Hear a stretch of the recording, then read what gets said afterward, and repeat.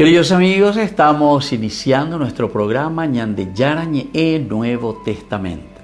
La palabra del Señor que llega hasta nuestros corazones, nuestra vida, para transformar nuestra sociedad.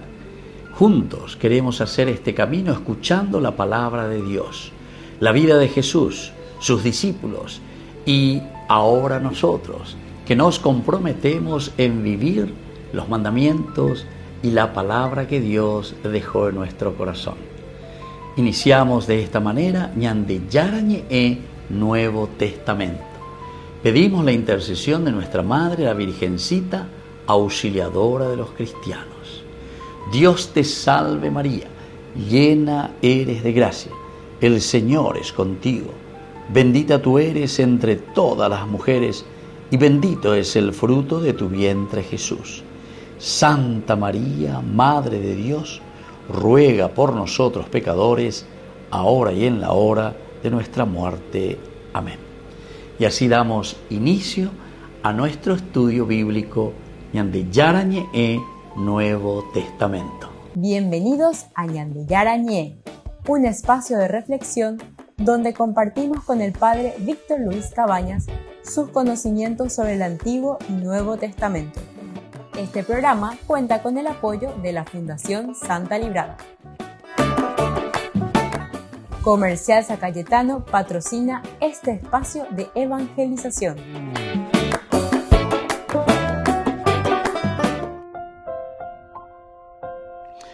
Queridos amigos, estamos iniciando con Ñandeyarañe Nuevo Testamento. Estamos reflexionando sobre Hechos de los Apóstoles, capítulo 27. Hoy queremos reflexionar y estudiar en nuestro estudio bíblico el versículo 26.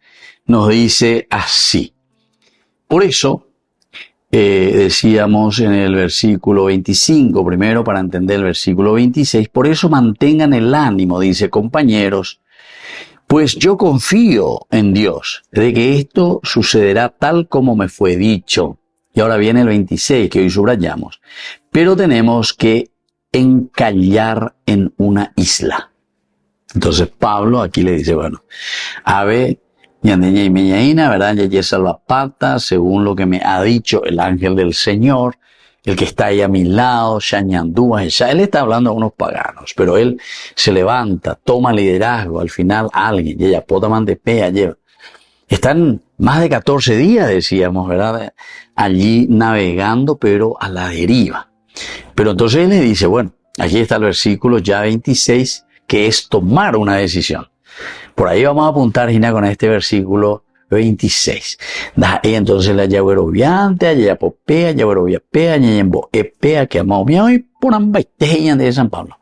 Pero ahora vamos a tomar la decisión. Vamos a tener que encallar. Ya, jatamante, la yaye salvaceros allá. Y a continuación, vamos a entrar a esta isla. Tenemos que encallar aquí porque si no, no vamos a poder hacer nada absolutamente. Entonces, siempre en nuestro contexto histórico, en donde estamos navegando y estamos viendo, Pablo se encuentra siempre estamos en la tempestad todavía, más de 14 días. Sería en esa parte de la Grecia, ¿verdad? Que va Grecia hacia Italia, Hugo y Guaina.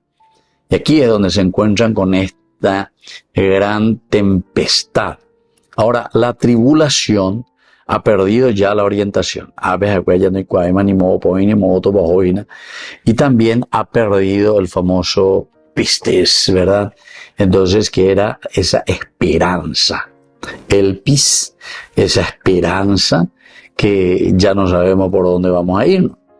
Sin embargo, Pablo, quien ya ha recibido ese mensaje angelical, es decir, desde su liderazgo, él entiende, mira, sabe, tengo que dar ánimo.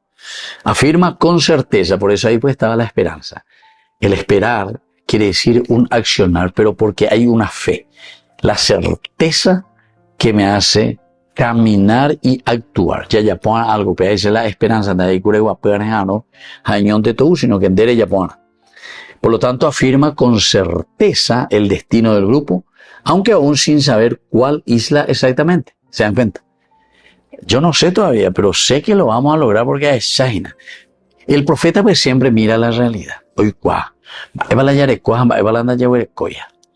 Pablo, con mucha experiencia, como dijimos anteriormente en nuestros estudios, algo está viajando y se da cuenta y dice, bueno, no pierdan la esperanza. Y antes de aportar lo siguiente, alguien tiene que tomar la batuta para poder encaminar. La barca siempre significa la vida, la comunidad. Alguien tiene que volver a encaminar nuestra vida. Esto después uno lo puede aplicar a la vida de tu negocio, a la vida de tu familia, a la vida política. Alguien tiene que caminar para salir de tanta pobreza, salir de tanta injusticias, de tanta falta de trabajo. O sea, guía, ave. Quien se levante, se ponga de pie y tenga la intención de guiar bien a la barca y que no estemos en un caos, nosotros le decimos. Esto se habla también siempre, estas palabras y estos vocabularios se utilizan también para la vida política. Bueno, y por lo tanto, aquí se nos muestra que Pablo habla como un verdadero profeta. Interpreta incluso los eventos naturales como parte del plan divino. A ver si entendemos eso. Añade copia bella es siempre. Que Dios escribe derecho en renglones torcidos. Estamos en una situación de crisis, de tormenta, pero sin embargo Dios nos está mostrando el camino hacia donde vamos. Pablo, en este sentido, es el que ejerce esta situación. Porque lleva, toma liderazgo y dice, ahora yo que la llevo tan. Volvemos enseguida con más de Yarañe Nuevo Testamento.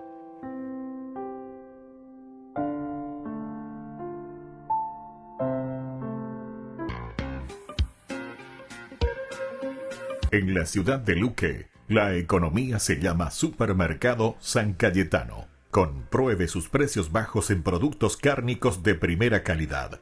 Panificados, verduras, vegetales, frutas, artículos de bazar, ferretería, ropería. Supermercado San Cayetano, Humaitá 168, Casi Capitán Vado, Ciudad de Luque.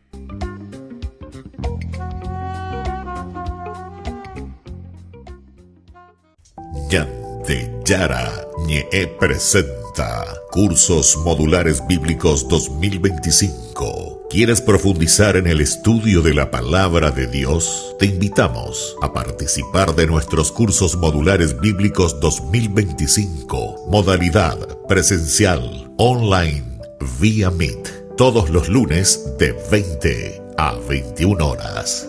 Mayo, de la esclavitud a la libertad.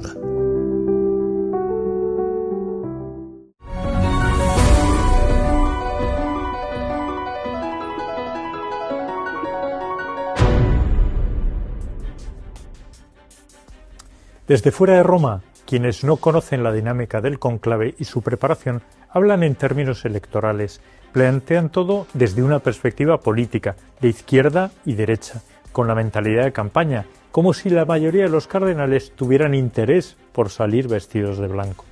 Incluso hay quienes estos días se empeñan por manifestar las virtudes de uno u otro candidato en redes sociales, como si sus compañeros cardenales fueran a elegir a uno u otro por el número de likes que consiguen sus fans. La realidad es que estamos ante el proceso de una institución religiosa, donde los últimos elegidos habían pedido, algunos públicamente, que por favor no les votaran. El biógrafo de Benedicto XVI, Peter Sibal, revela una entrevista al pontífice alemán donde recuerda que llegó al cónclave del 2005 con 78 años y decía que si los obispos se retiran a los 75 años, no se puede sentar a uno de 78 años en la sede de Pedro. El entonces cardenal Ratzinger había ya presentado su dimisión al Papa Juan Pablo II en 2 ocasiones, al no sentirse con fuerzas como prefecto de la Congregación para la Doctrina de la Fe. Por eso, cuando sus compañeros cardenales comenzaron a votarle en el cónclave, les pidió que no lo hicieran. Al ver que no seguían sus indicaciones, sintió como que le estaba cayendo una guillotina sobre la cabeza. Así de expresivo se mostró Benedicto XVI, quien aseguró que solo esperaba un poco de paz tras muchos años intensos en el Vaticano. En el caso de Jorge Mario Bergoglio, el cardenal argentino, tenía todo preparado para volver a Argentina cuando se celebró el cónclave de 2013. en las reuniones previas, denominadas congregaciones generales, tuvo una intervención brillante de 4 o 5 minutos en la que planteaba algunos retos de la Iglesia. Muchos cardenales reconocieron después que ese fue el momento determinante, y la realidad, como hemos visto en muchos eventos del fallecido Papa, es que se trató de una intervención improvisada. No llevaba un texto escrito, como ha confesado después, ni tenía un programa propio previsto. Ni en el cónclave, ni en las congregaciones generales que lo preceden hay algo parecido a una campaña electoral. Durante estos días se analiza la situación de la Santa Sede y los desafíos de futuro. Esta misma semana hemos sabido que el cardenal Reinhard Marx, coordinador del Consejo para la Economía, ha presentado las cuentas de la institución. Por cierto, que estimaba las pérdidas del último año en unos 70 millones de euros. Esta rendición de cuentas es algo previsto en el derecho canónico, porque quienes van a elegir al nuevo pontífice necesitan tener toda la información disponible sobre la realidad de la Santa Sede. También el cardenal Schönbrunn, presidente de la Comisión de Cardenales para el Instituto de Obras de la Religión, el llamado IOR, ha aportado información actualizada sobre esta institución que respalda proyectos de la Iglesia en todo el mundo.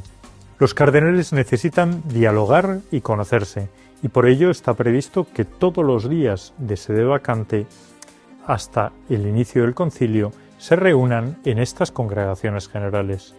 Además de la situación financiera, entre los temas que se han debatido estos días está la polarización de la Iglesia. Es un hecho presente en toda la sociedad, pero que afecta también a las instituciones religiosas. También se ha hablado en las congregaciones generales sobre la evangelización. Es la clave de la Iglesia en una sociedad amenazada por la secularización y el hedonismo. En concreto, se plantea la cuestión de las vocaciones sacerdotales y la necesidad de una renovación espiritual en la Iglesia. Son cuestiones profundamente religiosas, pero que apenas leeremos estos días en medios de comunicación, que no entienden la realidad de la Iglesia y de la fe, analizan todo desde un punto de vista político y por eso presentan una imagen deformada de la Iglesia. No es necesario ser católico practicante para informar sobre un cónclave, pero sí entender que esto no tiene nada que ver con una lucha de poder política entre facciones, aunque algunos quieran presentarlo así. Desde Roma, para Rome Reports y la plataforma Saint, Antonio Olivier. Si en alguien están puestas las miradas durante la sede vacante, es en la figura del camarlengo. Nombrado personalmente por el Papa, su tarea es esencial, administrar la Santa Sede mientras no se haya elegido a un nuevo pontífice. Desde 2019 el cargo está en manos del cardenal estadounidense Kevin Farrell, quien desde ahora tiene que hacer frente al gobierno provisional de la Iglesia. Sucedió a Jean-Louis Turenne, que murió en 2018 después de luchar contra el Parkinson. Muchos lo recordarán por este momento. Fue el cardenal protodiácono en 2013, es decir, el que anunció el Habemus Papam de Francisco. ¿Pero sería posible que el camarlengo se convirtiese en papa? De hecho, ha sucedido hasta en 3 ocasiones. La primera fue en 1404, cuando salió elegido el cardenal Cosimo Gentile Migliorati, quien estuvo al mando de la Iglesia bajo el nombre de Inocencio VII. Ya más cercano a la actualidad, el primer papa del siglo XX, León XIII, fue en 1878, cuando sucedió a Pío IX tras el periodo de la sede vacante. Y el caso más reciente, a las puertas de la Segunda Guerra Mundial, fue en 1939, cuando los cardenales eligieron al cardenal Pacelli, que pasó a ser Pío XII.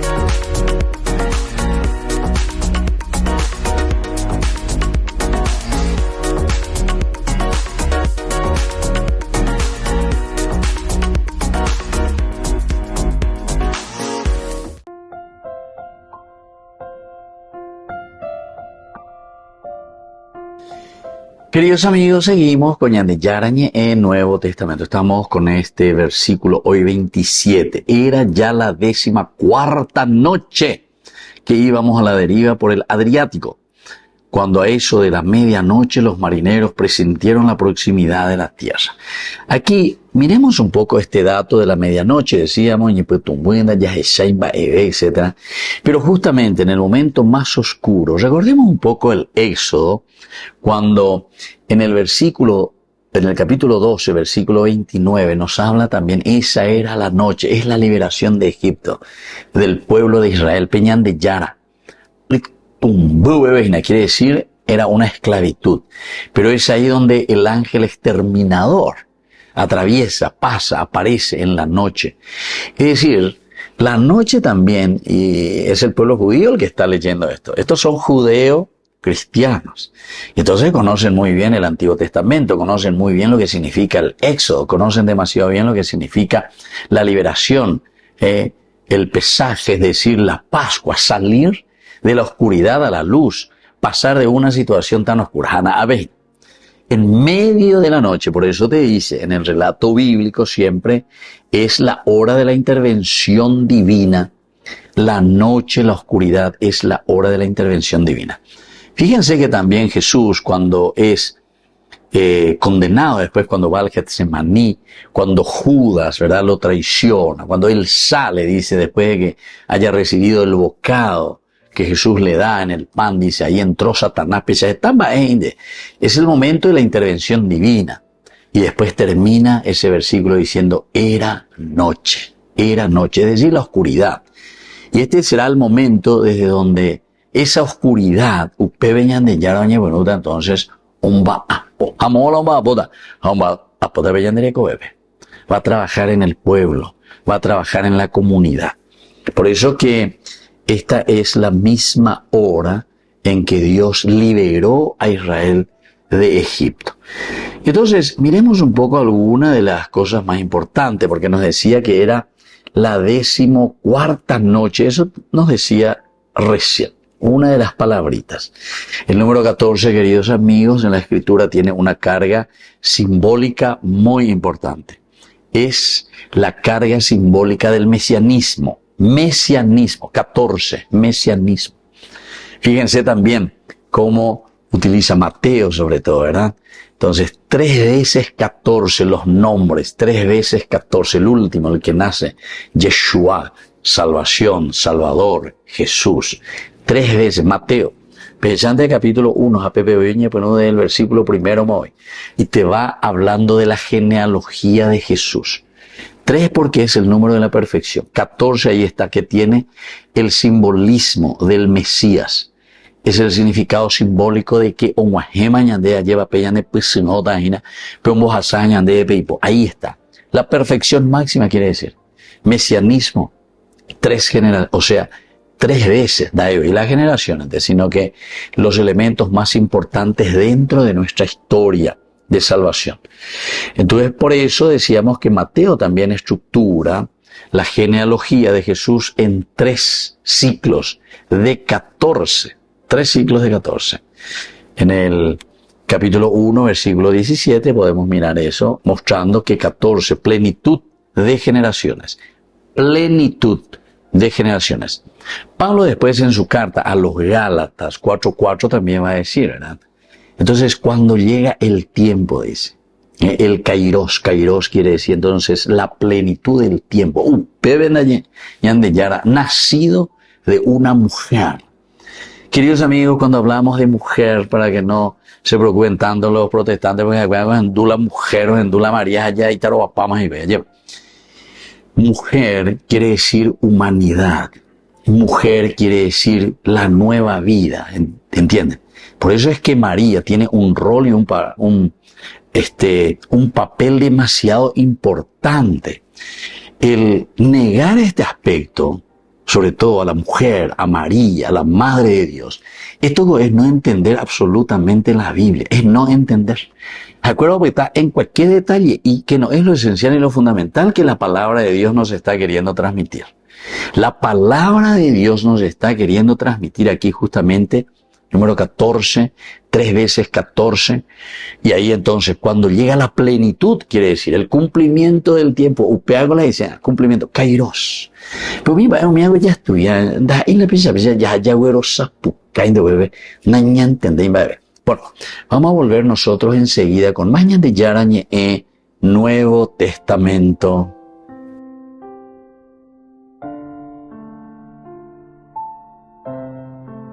Con el pacto de confianza, MGO. ¿Alguna vez te imaginaste lo que significa el pacto de confianza? Es nuestro compromiso de llevar a tu hogar marcas de calidad. Es comprometernos a darte el mejor servicio postventa con la seguridad de nuestro sello de garantía en todos tus productos. Y más de 130 agentes autorizados de servicio técnico en todo el país. Es el compromiso de estar cerca tuyo siempre a través de una red de distribución que nos permite llegar a cada rincón del país. ¿Te imaginabas que el pacto significa todo esto? Solo en Burger King. Recarga gratis tu gaseosa. Sí, toda la gaseosa que quieras por 45 minutos. Disfruta ya del free refill con la compra de tu combo favorito en todos los restaurantes del país. Burger King, como vos querés. Hace 2 años conocimos al Papa Francisco, conversamos con él en la primera entrevista que concedió a un medio estadounidense. Una oportunidad única tratándose de un hombre que rompió esquemas, el primer papa del continente americano, el primer papa migrante de un continente al otro, que habla español y que sostuvo un encuentro con Noticias Telemundo. Su Santidad, muchas gracias por su tiempo, por estar con nosotros. ¿Cómo está? ¿Cómo está su salud? Mucho mejor, ya puedo caminar, la rodilla se fue arreglando y antes no podía caminar, ahora han vuelto a caminar. Hay días que dan más dolorosos, como hoy, días que no, pero es parte del desarrollo. Nos tuvo preocupados con su bronquitis. Sí, realmente fue una cosa inesperada, fue una pulmonitis aguda que me agarró durante la audiencia, al final de la audiencia. Pero le agarramos a tiempo, me dijeron, y si hubiéramos esperado un poco más de horas hubiera sido más grave. Sí. Pero salí, en 4 días salí. Sí. Se le ve muy bien. Ya estoy en la edad que hay que decir que bien se lo ve. Es el piropo a los viejos. Sí. Usted siempre dice, recen por mí. Sí. ¿Siente la fuerza de toda la gente que reza por evidente, evidente. Hay cosas que no las entiendo, pero es la gente que intercede por el pastor, ¿no? A veces no se da cuenta la gente el poder que tiene con la oración por sus pastores, ¿no? La oración de los fieles hace milagros, en serio. Hace milagros. En estos 10 años, Su Santidad, de todas las cosas que usted ha querido cambiar en la Iglesia, ¿cuál quizá es la que más le ha pesado no haber podido cambiar hasta ahora? Yo mismo, querido, me cuesta cambiar. ¿Usted mismo? No, lo que yo quise cambiar, ninguna cosa fue mía. Lo que puse en práctica fue lo que los cardenales en las reuniones preconclaves habíamos dicho que había que hacer. Y cuando fui elegido dije, bueno, vamos a poner en práctica estas cosas, ¿no?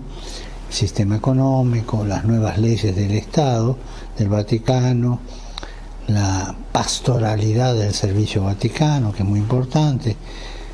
Por supuesto que en parte de esa pastoralidad entraron las mujeres, que cambiaron bastante dentro, son muy ejecutivas, muy prácticas.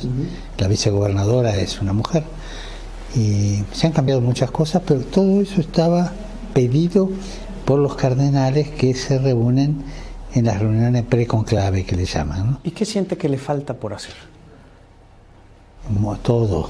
Es curioso, a medida que vos vas haciendo, te das cuenta que te falta todo, ¿no? Es como una cosa insaciable en esto. Le quiero enseñar un video. Son unas fotografías que vimos en la frontera entre México y Estados Unidos hace apenas unos días, a principios de mes. Es una bebé envuelta en una cobija dentro de una maleta, cruzando el río. Sus padres la llevan en esa maleta. ¿Cuál es su mensaje para un padre o una madre como los de esta bebé? ¿Cuál es su mensaje para los migrantes?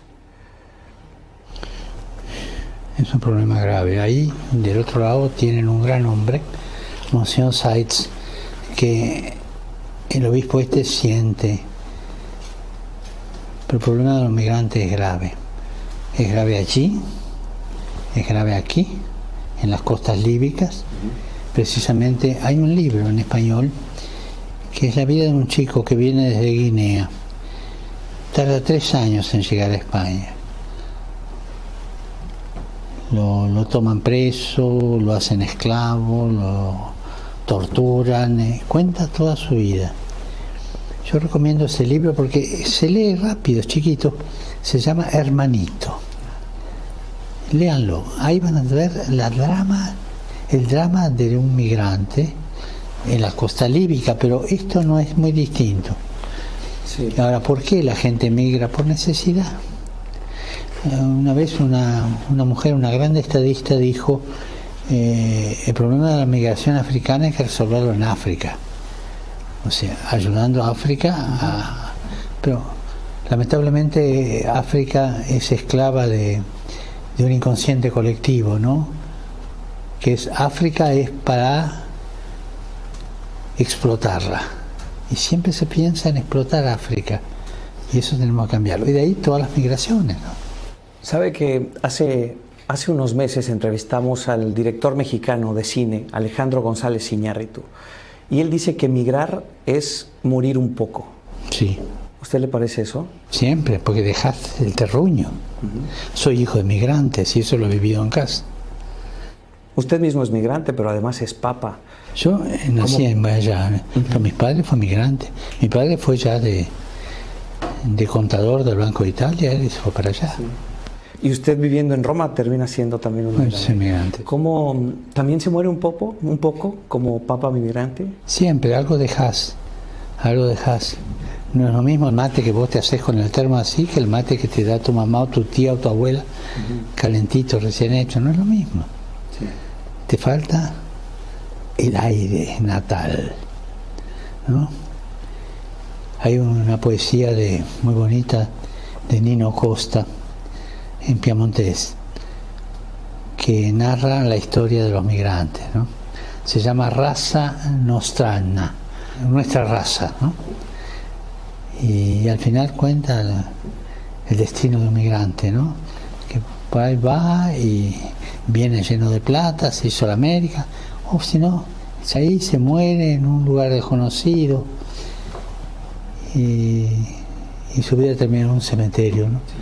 El migrante o puede enriquecerse y bien o puede terminar sufriendo mal si no es recibido. Argentina en eso, esto lo quiero decir por amor a mi patria, por amor a la verdad, es una tierra de migrantes. Nosotros creo, si no me equivoco, de 46 millones que tenemos de habitantes, solo 600.000 son aborígenes. El resto son todos migrantes. Sí. De la guerra, migrantes españoles, italianos, libaneses, polacos, todos están allí, franceses, alemanes, todo. Es un país de migrantes, es un cóctel. Le quiero preguntar sobre la guerra en Ucrania. El presidente Zelensky dice que no necesita intermediarios, en realidad le pide que se sume a su fórmula para la paz, que incluye que Rusia le devuelva los territorios tomados. ¿Usted cree que Rusia debe hacer eso para llegar a la paz? Bueno, no fue ese el tono de la conversación. Lo que yo le dije, no, él me pidió un favor muy grande, que procurara ocuparme de los chicos que habían sido llevados a Rusia. Sí. Mire, yo le pido eso. Nosotros no sueñan tanto en mediaciones. Y porque realmente el bloque de Ucrania es muy fuerte, es toda Europa, Estados Unidos, ¿no es cierto? O sea que tiene una fuerza propia muy grande, ¿no? Lo que sí que él estaba muy dolido y pide colaboración es en tratar de que vuelvan los chicos a Ucrania. Para alcanzar la paz, ¿usted cree que Rusia debe devolver esos territorios? Es un problema político. Sí. La paz se va a lograr el día que se puedan hablar. O ellos dos o a través de otros, ¿no? Si no se habla no es problema político, no. En Estados Unidos hay un debate muy grande, Su Santidad, alrededor del aborto. Yo sé cuál es la posición de la Iglesia en este caso, pero ¿Usted cree que una mujer que fue violada tiene el derecho a no tener a su hijo, que es producto de esa violación? Mira, yo sobre el aborto digo esto. En cualquier libro de embriología, de esos que estudian los chicos en segundo año de la universidad, libro de embriología serio, se dice que al mes de la concepción, incluso antes que la madre se dé cuenta, está todo el sistema de los órganos ya dibujado dentro y el DNA está claro. Sí. O sea, es un ser vivo. No digo una persona, es un ser vivo. Entonces yo me hago una pregunta. ¿Es lícito eliminar un ser vivo para resolver un problema? Segunda pregunta. ¿Es lícito alquilar un sicario para resolver un problema? Y ahí está todo. De ahí no me vas a sacar, porque es la verdad. Tengo dos preguntas más para usted. Usted ha hablado sobre la posibilidad de revisar el celibato.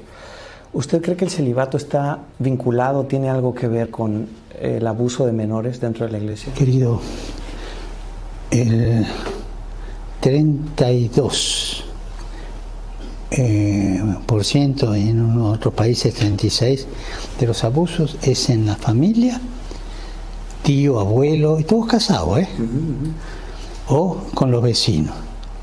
Después en los lugares de sport, después en las escuelas, las estadísticas son esas. Así que no tiene nada que ver, porque los tíos son casados, los abuelos son casados, y a veces son ellos los primeros violadores, ¿no? Su Santidad, esta pregunta más que una pregunta es... Poco, no digo que todos los tíos los abuelos, pero sí, hablo de las estadísticas. Sí, sí. Más que una pregunta, queremos aprovechar que lo tenemos aquí y es una solicitud de un consejo. ¿Cuál es el papel de los periodistas en este momento? ¿Cuál cree usted que debe ser nuestro papel y cómo podemos hacer mejor nuestro trabajo? Que sean poetas. Poetas quiere decir creativos. Periodista no puede ser una máquina de un papel carbónico que diga matemáticamente lo que pasó. El periodista tiene que ser creativo. Creativo respetando la verdad, la realidad, ¿no? Y no caer en los 4 pecados del periodista. ¿Qué son? La calumnia, la difamación, la desinformación, decir una parte y no la otra. No, tenés que decir todo. Y el último es la coprofilia. El amor a la porquería. La coprofilia es buscar los escándalos. Entonces el periodista pierde por ahí la tentación, ¿no?, de vista, un horizonte grande de decir la verdad y construir para ser prisionero del escándalo del día. Sí. Y es triste ser un speaker de escándalos, ¿no? Entonces acuérdate de esto. Desinformación, no, informar toda la verdad. Calumnia, no. Nunca hablar mal de nadie, calumniando contra la verdad. Difamación, tampoco, porque por ahí hay gente que fue y después cambió de vida y otra cosa. Y coprofilia. Entonces, si el periodista presenta la verdad creativamente, porque es un poeta, tiene que ser poeta el periodista, ¿no?, en el sentido amplio de la palabra, y evita estas 4 cosas feas, estos 4 pecados, digamos, pero no quiero decir la palabra pecados por no darle una connotación religiosa, sino estas 4 agachadas que realmente lo envilecen. Es un gran periodista. Pues Su Santidad, yo le agradezco mucho que esté con nosotros. Que Dios te bendiga, reza por mí y adelante. Muchas gracias, un placer, gracias por el tiempo. En la ciudad de Luque, la economía se llama Supermercado San Cayetano. Compruebe sus precios bajos en productos cárnicos de primera calidad. Panificados, verduras, vegetales, frutas, artículos de bazar, ferretería, ropería. Supermercado San Cayetano, Humaitá 168, Casi Capitán Vado, ciudad de Luque.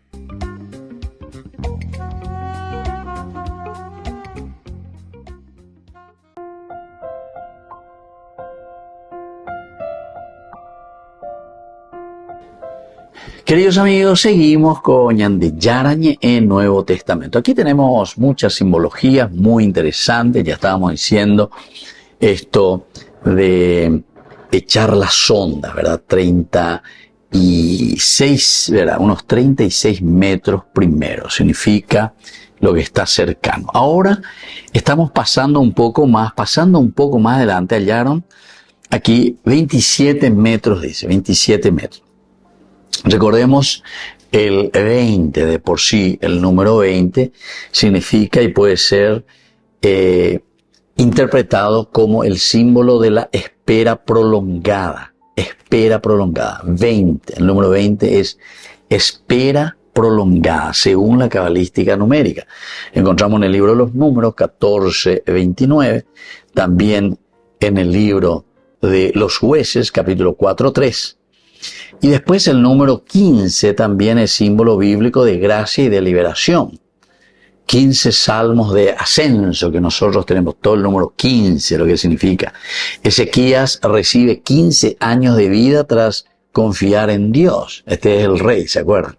Entonces que vuelve a retirar, o mejor dicho, a recibir esa gracia de Dios, 15 años más de vida. Todo lo que significa el descenso en profundidad simboliza la proximidad simbólica en el cumplimiento profético. La tierra está cerca, el fin del sufrimiento se aproxima, pero aún hay un riesgo inminente. 36, ¿verdad? 36. Y así va. Entonces ya al primero 37. Nos vamos acercando cada vez más. Y aquí ese descenso de la profundidad siempre nos va a indicar la proximidad del cumplimiento profético. Queridos amigos, esto es muy interesante, ¿verdad? Porque cuanto más nosotros nos acercamos a tierra, también decimos sobre algo firme, sobre esa roca sobre la que nosotros podemos confiar. Liberación. Liberación. Pero, por otra parte, ya que llega, porque no sabemos si ahí hay rocas con las que podamos chocar. Siempre hay un riesgo. En el camino, queridos amigos, que vamos, de la profundidad estamos saliendo a algo firme, también tenemos el riesgo, porque ahí nos podemos encontrar con cualquier situación de choque. Ahora, como elemento teológico, ¿en qué nos ayuda esto? Y primero, ya hablábamos de un discernimiento espiritual desde el inicio, con esa caña de Yaikuana, Yayesa Peana. El uso de la sonda sería para nosotros el símbolo de la necesidad de discernimiento constante en medio de nuestras tempestades, de nuestras crisis. El sondear. Apean con la sonda, lleva la sonda, apear la de resondear. Resondear la de profundidad. Resondear, sonda.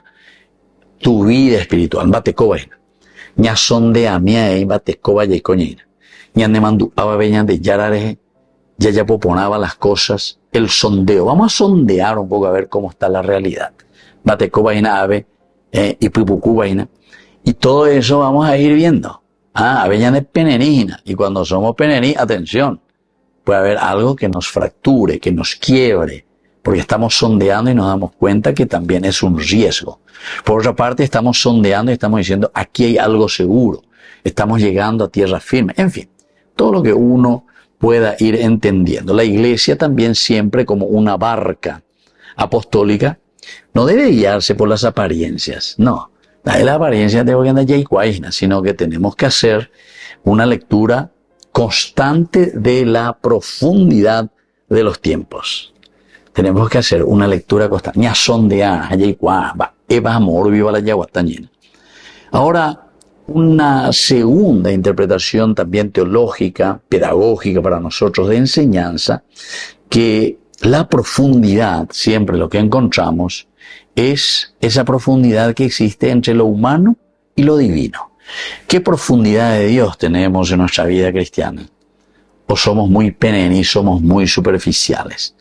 El hecho de que aún haya profundidad y no se haya encallado nuestra atención, muestra que siempre vamos a estar en ese riesgo todavía. Pues la sacaña de aquí, este sondeo nos va mostrando si somos superficiales o si somos profundos también en ese navegar en la gracia de Dios. Decíamos que el agua significa eso, ¿verdad? Y por último, como enseñanza de lo natural a lo sobrenatural. estos marineros actúan con prudencia. Vega, tú un de hoy, ella lleva.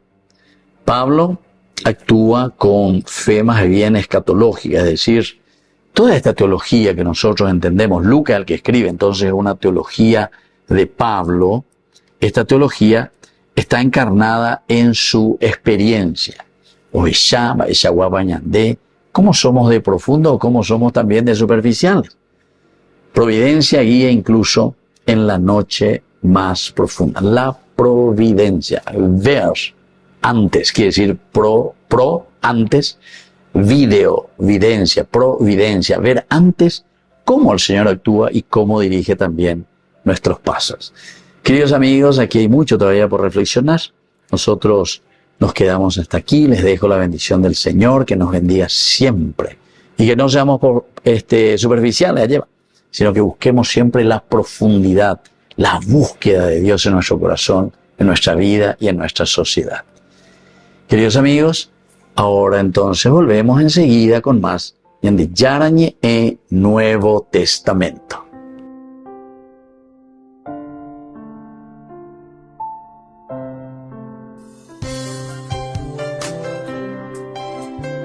Jesús dijo: Dejad que los niños vengan a mí, y no se lo impidáis, porque el reino de los cielos es de quienes son como ellos. Dijo: dejad a los niños que vengan a mí, no se lo impidáis. Y los pequeños abren en cada encuentro una oportunidad para conocer la palabra del Señor, aprendiendo con Jesús, con el Padre Víctor Luis Cabañas, de lunes a viernes a las 7:30 de la mañana, por Ñande Yarañe, Canal 25, el primer canal católico del país. Y muy pronto un día estarán predicando la gran verdad, y con sus dones podrán... El Evangelio según Juan es uno de los registros más tempranos de la vida de Jesús, y al final del libro aprendemos que fue escrito por uno de los seguidores más cercanos de Jesús, llamado el discípulo al que Jesús amaba. Él aparece muchas veces en la narración misma, y hay algo de debate respecto a si es Juan, hijo de Zebedeo, uno de los 12, o un Juan diferente que vivió en Jerusalén y que después fue conocido en la iglesia como Juan el Anciano. Sea el Juan que sea, el libro incorpora su testimonio ocular y fue diseñado brillantemente con un propósito claro que se declara cerca del final del libro. Juan dice: pero esta historia se ha escrito para que ustedes crean que Jesús es el Cristo, el Hijo de Dios, y para que al creer tengan vida en su nombre. Juan cree que el Jesús sobre quien lees en este libro está vivo, es real y puede cambiar tu vida para siempre. El diseño de este libro es realmente genial. Su primera mitad abre con un poema introductorio y una historia corta que es seguida por un gran bloque de historias acerca de Jesús, haciendo señales milagrosas que generan cada vez más controversia. Todo esto culmina en su señal más grande, la resurrección de Lázaro, la cual provoca la controversia más grande, donde los líderes de Israel deciden matar a Jesús. Eso nos lleva a la segunda mitad del libro. Estos capítulos se enfocan en la última noche de Jesús y sus últimas palabras para sus discípulos, seguido de su arresto, juicio, muerte y resurrección. El libro concluye con un epílogo. En este video solo nos enfocaremos en la primera mitad. Así que el libro inicia con una introducción de 2 partes. La primera, un poema que comienza con «En el principio ya existía el verbo», que es una alusión obvia a Génesis 1, cuando Dios creó todo a través de su palabra. Ahora, las palabras de una persona son distintas de la persona en sí, pero también son la encarnación de la mente y la voluntad de esa persona. Así que Juan dice que el verbo estaba con Dios. Esto es distinto de, y sin embargo, que el verbo era Dios. Esto es divino. Y mientras meditamos en esta declaración, escuchamos más adelante en el poema que este verbo divino se hizo humano en Jesús. Luego Juan conecta con las historias del Éxodo, diciendo que Jesús era el tabernáculo de Dios entre nosotros. La gloriosa presencia divina que estaba sobre el arca del pacto se hizo humana en Jesús, lo que lleva a su última declaración, que el único y verdadero El Dios de Israel consiste en Dios el Padre y el Hijo que se ha hecho humano para revelarnos al Padre. Mientras consideramos estas asombrosas declaraciones, empezamos a escuchar una historia acerca de cómo Juan el Bautista se encontró con Jesús por primera vez y luego guió a otras personas a encontrarse con él y a convertirse en sus discípulos. Y una por una, mientras las personas se encuentran con Jesús, dicen en voz alta quién piensan ellos que Él es. Y en este capítulo se le da 7 títulos a Jesús. Estos títulos nos preparan para el amor de Juan por el número 7 al diseñar el libro y también declaran algo, que este ser Jesús de Nazaret, completamente humano, es el Rey mesiánico.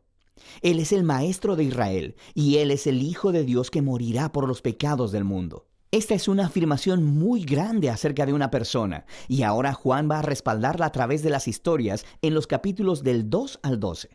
Todas tienen el mismo patrón básico. Jesús hace una señal o alguna declaración acerca de sí mismo, y eso resulta en malentendidos y controversias. Y así, al final de cada historia, las personas se ven obligadas a tomar una decisión sobre quién creen que Jesús es. La primera sección muestra a Jesús enfrentándose a 4 instituciones clásicas judías. Y en cada caso, Jesús muestra que Él es la realidad a la que esas instituciones señalaban. Jesús está en una boda y el vino se termina. Y Jesús convierte unas grandes vasijas de agua, como 120 galones en total, en el mejor de los vinos. Y el mayordomo le dice al novio, guardaste el mejor vino para el final. Lo que es, por supuesto, cierto. Pero Juan también le llama a esto la primera señal milagrosa de Jesús. En otras palabras, es un símbolo que revela algo acerca de Jesús. Justo como dijo Isaías, que el reino mesiánico sería como una gran fiesta con gran cantidad de buen vino. Esta primera señal milagrosa revela la generosidad del reino de Jesús.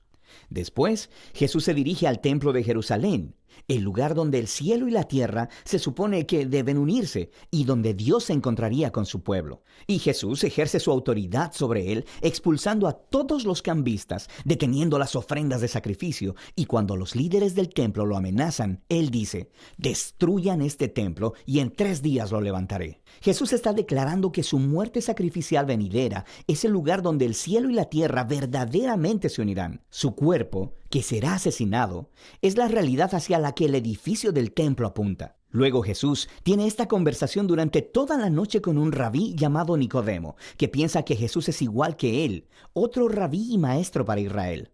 Pero Jesús dice que Israel necesita mucho más que simplemente otro maestro con nueva información. Israel necesita un nuevo corazón y una nueva vida. O en sus propias palabras, nadie puede experimentar el reino de Dios sin haber nacido de nuevo. Jesús cree que los humanos están atrapados en una red de egoísmo y de pecado que lleva a la muerte. Pero Él también sabe que Dios ama a este mundo, así que Él está aquí para ofrecer al pueblo un nuevo nacimiento, una nueva oportunidad de vivir. Desde aquí, Jesús viaja al norte y termina en un pozo sagrado, conversando con una mujer samaritana. O sea que no es judía. Ellos empiezan a hablar acerca del agua del pozo, la cual Jesús cambia en una metáfora acerca de sí mismo. Él dice que Él está aquí para traer agua viva, que puede transformarse en una fuente de vida eterna.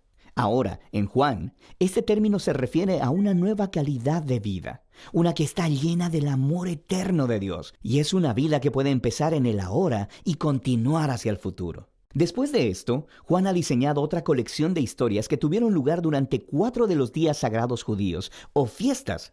Y de nuevo, Jesús utiliza las imágenes relacionadas con las fiestas para hacer declaraciones acerca de sí mismo. Primero, Jesús sana a un hombre paralítico en el día de reposo, lo que desata una controversia con los líderes judíos sobre trabajar en el día de reposo. Y Jesús dice que es su Padre quien está trabajando en el día de reposo, así que Él también. Y ellos entienden lo que Jesús está diciendo.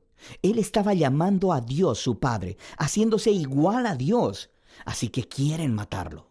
La siguiente historia tiene lugar durante la Pascua, la fiesta que volvía a contar la historia del Éxodo con la cena simbólica del Cordero, el pan y el vino. Y Jesús, milagrosamente, provee comida para una multitud de miles de personas, lo cual resulta en que la gente le pida más pan. Y luego Jesús declara que Él es el verdadero pan y que si ellos comen de Él, descubrirán la vida eterna. Y esto ofende a muchas personas que dejan de seguirlo. Después de esto, hay un bloque de historias ambientadas en Jerusalén durante la fiesta de los tabernáculos, la cual volvía a contar la historia del camino de Israel por el desierto mientras Dios los guiaba con la columna de nube y fuego y les daba agua en el desierto. Y Jesús se levanta en los atrios del templo y exclama: «Si alguno tiene sed, venga a mí y beba». Y luego Él dice: «Yo soy la luz del mundo». Está diciendo que Él es la presencia iluminadora de Dios y el regalo de vida de Dios para su pueblo. Y algunos le creen y le siguen, pero otros se ofenden. Y otros aún tratan de matarlo por estas afirmaciones exaltadas. La fiesta final es durante Hanukkah, que significa rededicación. Se trata de cómo Judas Macabeo limpió el templo de los ídolos y lo separó como santo una vez más. Y Jesús se dirige al área del templo y dice que Él es aquel que Dios ha apartado como el santo y que Él es el verdadero templo donde la presencia de Dios mora. Y también dice: «El Padre y yo somos uno». Esto enfurece tanto a los líderes de Israel que empiezan a trabajar en un plan para matar a Jesús. Así que Él se aparta de la ciudad. Todos estos conflictos culminan en una última señal milagrosa. Jesús se entera de que su querido amigo Lázaro está enfermo, pero su familia vive cerca de Jerusalén, que ahora es una trampa mortal para Jesús. Jesús pudo haberse quedado lejos y hubiera salvado su propia vida, pero Él ama a Lázaro. Por lo que una vez que se entera de que Lázaro murió, Él va a resucitarlo de los muertos y le llama a que salga de la tumba, sabiendo que esto le costará su propia vida. Y por supuesto, las noticias de esta maravillosa señal se esparcen rápidamente. Y justo como Jesús sabía que sucedería, los líderes de Jerusalén escuchan lo que pasó y empiezan a conspirar para asesinarlo. Así que Él entra en Jerusalén como el rey de Israel, quien es rechazado por sus líderes. Entonces, la primera mitad de Juan termina con esta historia acerca de Jesús entregando su vida como un acto de amor por su amigo. Y esto, por supuesto, también es una señal que apunta hacia la cruz, la cual exploraremos con más detalle en el siguiente video. Pero por ahora, esta es la primera mitad del Evangelio de Juan.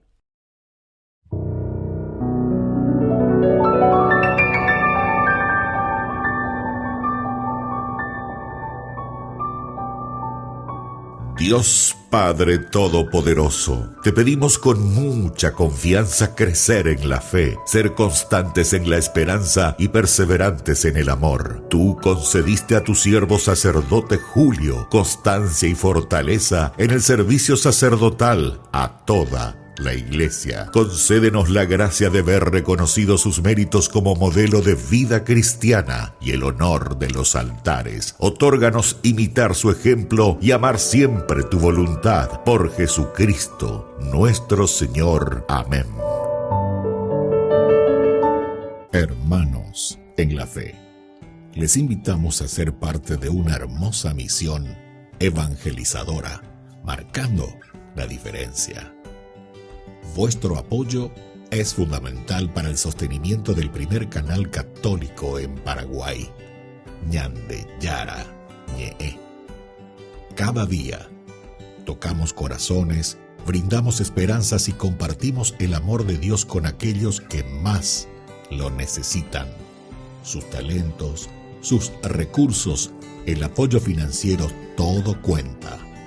Juntos podemos llegar a más vidas necesitadas. Unámonos más a este propósito, fortalezcamos más nuestra fe y construyamos más puentes para que el mensaje de amor llegue a cada rincón de nuestra patria.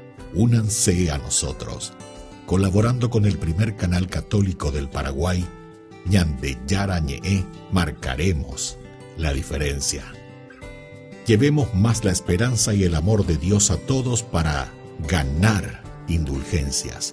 Actuemos ahora. Llámenos al... Gracias por ser parte de esta maravillosa misión de evangelizar a través de la fe, logrando que el Paraguay y sus habitantes reciban más bendiciones.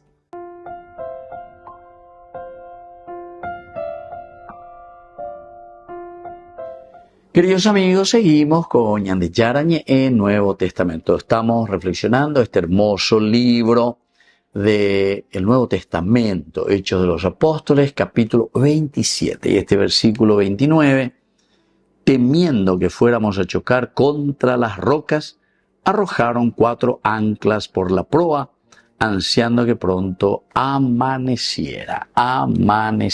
Decíamos, esa es la luz que tiene también un eco joánico. ¿Se acuerdan que Juan siempre habla de luz y tinieblas? Estamos esperando que amanezca, es la luz de Cristo. Una teología de este texto, queridos amigos, del comienzo, el hecho del temor como umbral de fe, el temor de Dios. Porque cuando nos encontramos en peligro, es ahí donde parece que nosotros siempre invocamos a Dios. ¿Sí o no? Sí, bellente más, porque esa es la realidad. Quiere decir, queridos amigos, que el temor, también yo diría que es una cosa muy positiva. Los psicólogos justamente dicen que es importante tener temor, porque el temor también te ubica y no te hace lanzar así de una manera muy arriesgada, porque la de que a beber, hermano, ¿entiendes? Entonces, de cierta manera también, el temor te ayuda a defender tu propia vida o estar atento o ser prudente. O sea que esta es una cosa muy importante. Entonces, aquí el temor para nosotros es el umbral también de la fe, porque ya llega cuá. Aquí decimos nosotros solos no podemos hacer nada. Peñan de yañes, indigatum, ella lleva la yaguataña. El miedo, aunque humano, lleva al reconocimiento de un peligro que existe ante nosotros, que nos acecha. Y eso también es en el sentido espiritual. En el sentido espiritual también, la muerte espiritual. Y de aquí para allá, eso te lleva a una muerte espiritual. El escándalo. Y ustedes saben que la palabra escándalo, justamente, eso que está ahí delante nuestro, el escollo, en la Escritura es todo lo que interrumpe el camino hacia Dios. Porque escollo se dice también escándalo, y escándalo quiere decir ese que está en el mar justamente flotando, donde hoy yo cae, da la escándalo, un escollo en tu camino. El escándalo, ahí está entonces esa roca. Vea la escándalo.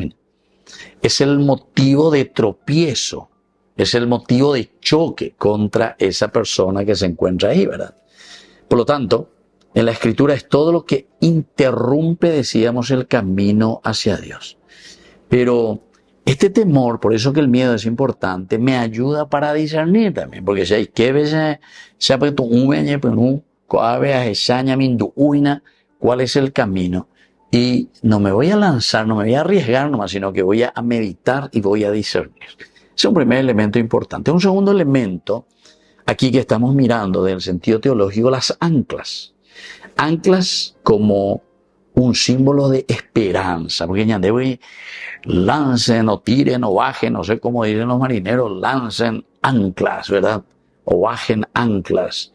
Es signo de esperanza, porque de ahora y cuaina, regoina, bendiga tu imba de ver ella, pues entonces dale fuerza, pepoigueña de ancla, fuerza los muchachos, enganchoso, anquira, toñe prende a muy huira lleva, o por lo que exista allá abajo y que nos ataje la embarcación. Es muy bueno también esto entender. Ancla del alma. En medio del caos, siempre las anclas representan, primero, estabilidad frente a la deriva del pecado. Estabilidad, porque te agarra. Porque vos estabas en deriva, apenas de yocoya. Esperanza también concreta ante una nueva ilusión. Es decir, tu ilusión es aquí no chocar, no irte contra el pecado. Y después también el ancla es virtud firme como una defensa. Virtud firme como una defensa ante cualquier cosa, ante un juicio, ante lo que se te está viniendo encima, ¿verdad? Y bueno, así entonces siempre nosotros también le representamos a quién como nuestra verdadera ancla, peñan de yocoajina lleva, y que nos defiende contra el pecado para no ir a chocar contra ese escollo. Cristo siempre fue representado, ¿verdad?, como el ancla en medio de una iglesia que está en el mar que es el mundo. Mar siempre significa el mal, ¿se dan cuenta? Vaivén de la vida, pero Cristo, el ancla que me sostiene, que me ataja. Bueno, queridos amigos, hay tantas cosas lindas que podemos seguir reflexionando. Quedamos hasta aquí. Pedimos al Señor siempre que nos ayude para que podamos entender todos estos hermosos versículos, pedagogía pura, temiendo que fuéramos a chocar contra las rocas. Arrojaron 4 anclas por la proa, ansiando que pronto amaneciera. Hagamos oración, ansiando que pronto amanezca en medio de nosotros, en medio de nuestro pueblo. Que la bendición de Dios descienda sobre cada uno de ustedes, el Padre y el Hijo y el Espíritu Santo. Amén. Hasta la próxima con más Ñande Yarañe, Nuevo Testamento. Con esto concluimos nuestro programa Ñande Yarañe con el Padre Víctor Luis Cabañas. Les invitamos a todos a seguirnos todos los días por los medios de comunicación y también en nuestras redes sociales, Facebook, Instagram, YouTube. Que Dios los bendiga y proteja. Este programa cuenta con el apoyo de la Fundación Santa Librada.